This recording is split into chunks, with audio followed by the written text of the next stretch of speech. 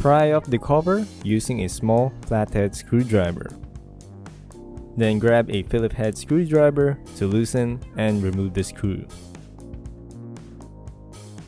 I do need to be careful with these because we will refurbish these handles soon. Do the same procedures for all grab handles.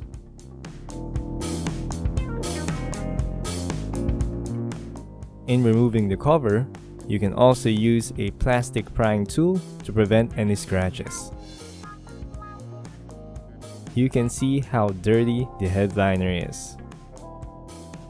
Next is the sun visor, which has 3 screws.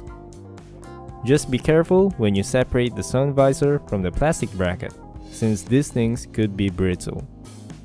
Just simply remove all screws to take the whole sun visor out of the way.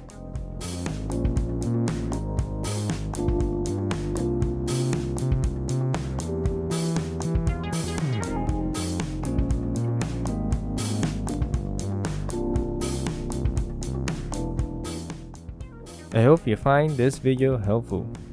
Thank you very much for watching, and God bless.